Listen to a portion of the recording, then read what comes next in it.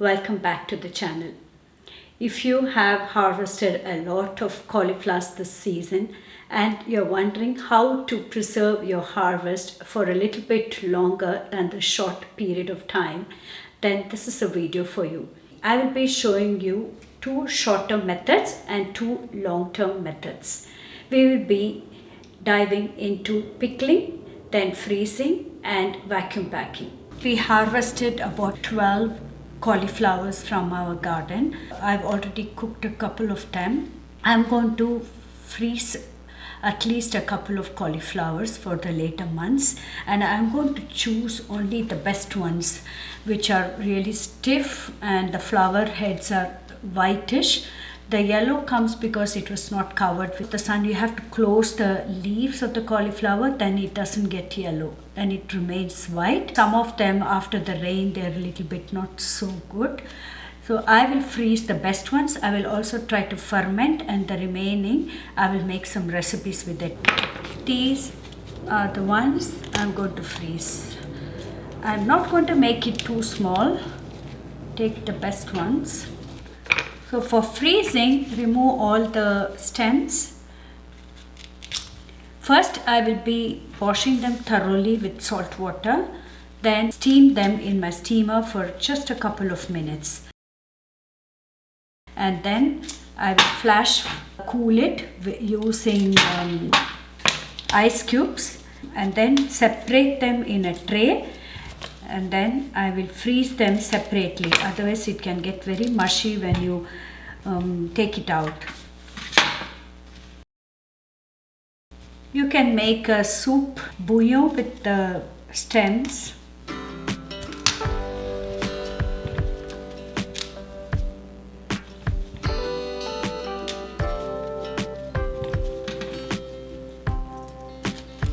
So I have taken out all the stems. The problem is if I make it too small, it may get squashed.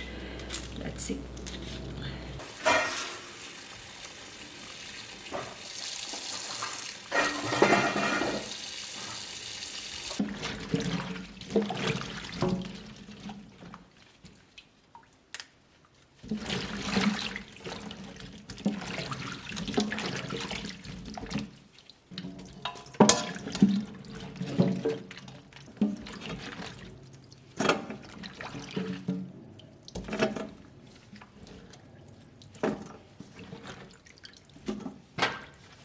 First we did a rough wash, then I did a second wash. Now I'm going to steam them in the steamer tray and then flash freeze them.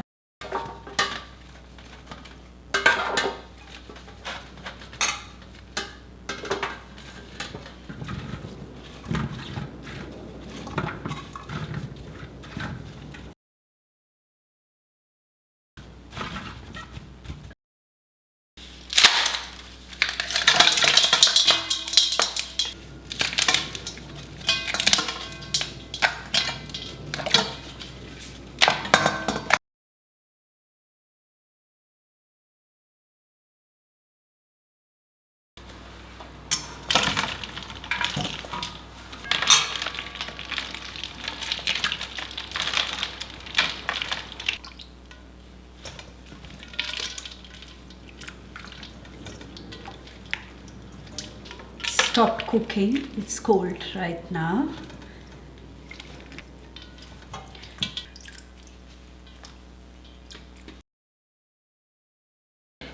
Pat it dry before I freeze.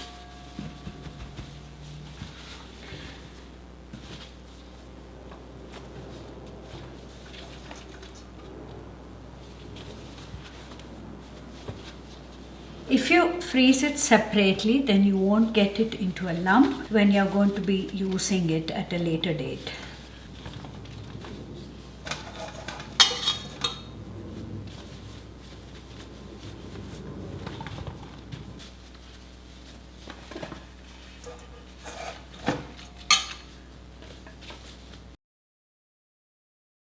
I have frozen these cauliflowers and I'm going to pack them. I froze them individually like this in the trays, otherwise it's not very great for packing. and they have come without any crystals.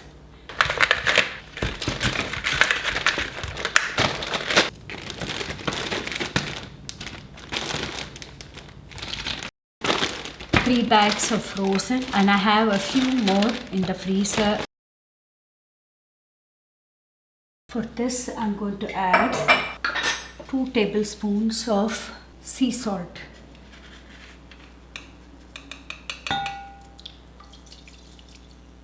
I think it needs a little bit more water, but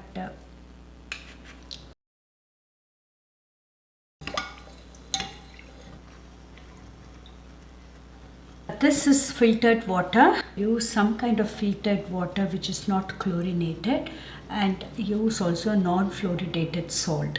I am using sea salt which is not fluoridated, not even iodized. It's raw sea salt.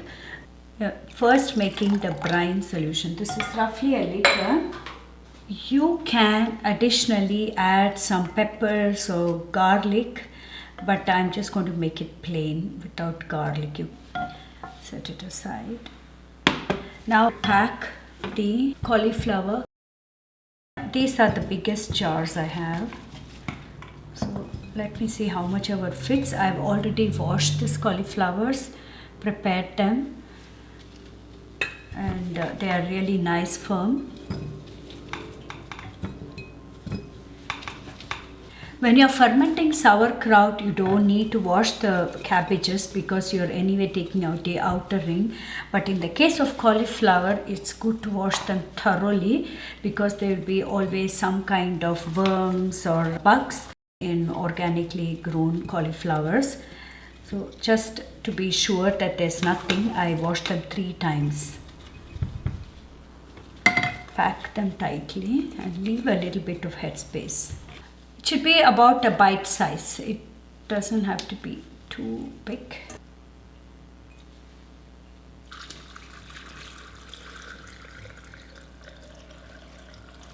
Make sure that the brine is covered fully.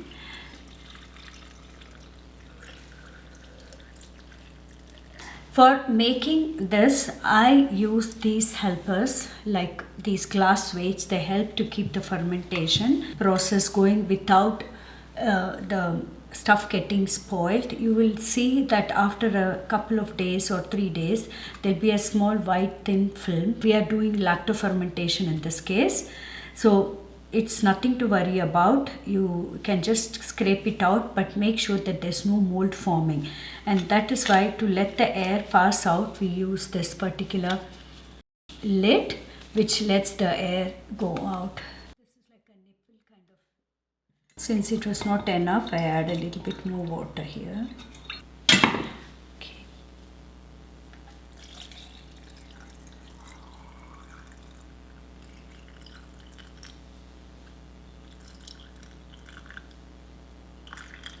So it's fully submerged in water, and now I have to add the weights.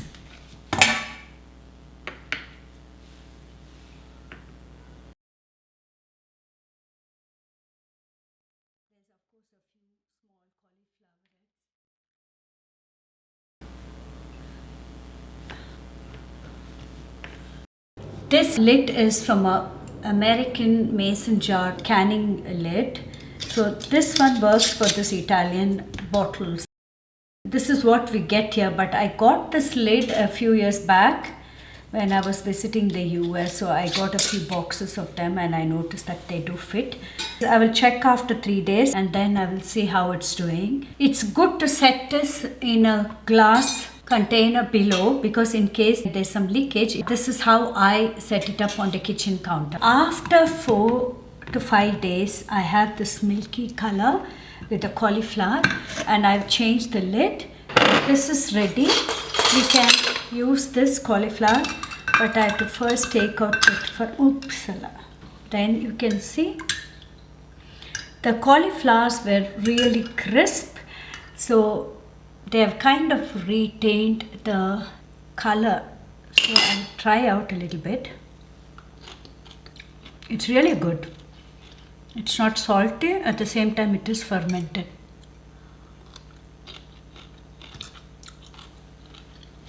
I think we're going to add this for our lunch.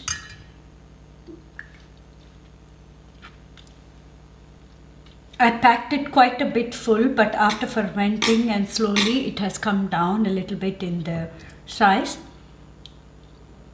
What I'm doing is short-term storage. I usually wash it with diluted apple cider vinegar and a little bit of salt, and that way I can remove any of the bugs or small little insects which are lurking in between the flowerets. And then after that I dry them and pack them into the Swilling vacuum packs.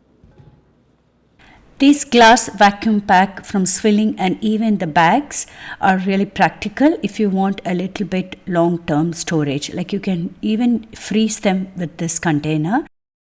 In the fridge, it lasts a little bit more than a week. I don't really time it, but it does last a little bit longer than a regular fridge box. This is what I packed into the Swilling box. I kept it for about 3 days in the fridge, and they're still crisp and fresh, and I'll be using them for today's lunch. This is a worthwhile investment, but I don't like to store for too long. For a little bit shorter time use, I'm going to be using also these Tupperware Vent Smart containers. They also last a little longer, like about 3 days in the refrigerator.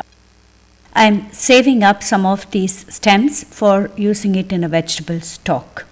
And over here, I will be blitzing the cauliflowers which are a little bit yellow looking and which didn't make it for freezing, and then storing them in Ziploc bags. And this can be used for mixing it up as a filler for vegetable patties or even into soups. The shelf life in the freezer is about 3 months.